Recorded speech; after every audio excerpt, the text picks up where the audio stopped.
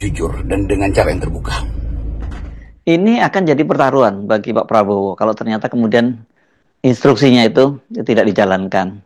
Dan kemudian aparat di bawah mencari-cari cara untuk ngeles gitu ya, untuk tidak menjalankan instruksi presiden sambil menunggu sorotan mata netizen itu beralih ke kasus-kasus lain yang dipastikan bakal banyak bermunculan. Kita bisa duga bahwa Pak Prabowo sedang mengumpulkan energi untuk hadir secara sebetulnya hadir secara bermutu supaya semua isu yang menyangkut hak rakyat yang diabaikan oleh negara, soal Pantai Indah Kapuk, soal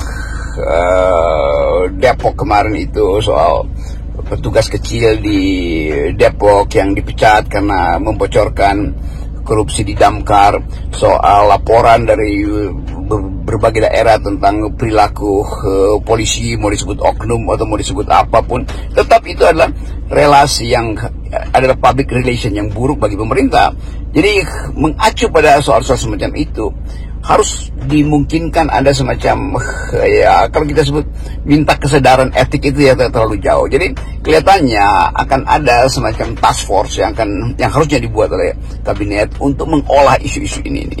Dan sekali satu isu itu dikenali dengan baik, maka penyelesaian isu itu akan menimbulkan harapan pada rakyat bahwa isu-isu yang besar pun bisa diselesaikan. Jadi kita mesti baca desakan dari Presiden Prabowo untuk menertibkan isu-isu kecil yang justru kecil isunya tapi berakibat besar pada kehidupan rakyat kecil, itu yang harus diutamakan. Jadi kementerian, kabinet atau lembaga segala macam itu harus pahami itu, bahwa yang dimaksudkan bukan sekedar menyelesaikan isu itu, tapi mencari satu pola supaya negara ini atau pemerintah tidak terus-menerus menjadi olok-olok internasional atau menjadi sasaran satire dari netizen yang makin lama nggak percaya pada kapasitas dari institusi-institusi pemerintahan. Nah, kalau itu sudah terjadi, maka yang muncul kemudian adalah apa yang disebut sebagai apatisme, apa yang disebut sebagai pesimisme, dan semua itu akan tumbuh bersamaan dengan krisis ekonomi, dengan krisis persahabatan warga negara. Jadi kalau itu tumbuh dalam satu paket sejarah, maka itu yang kita sebut potensi untuk terjadinya social unrest, apa bahasa Indonesia social unrest ya, ketidakpuasan sosial yang mungkin juga menjadi kerusuhan sosial.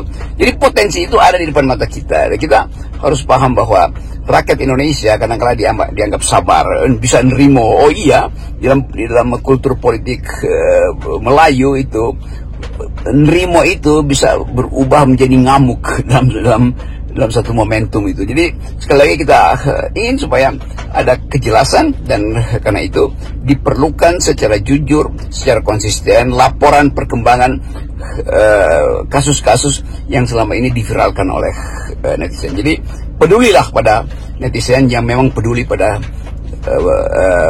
terjadinya ketidakadilan di Republik ini. Selamat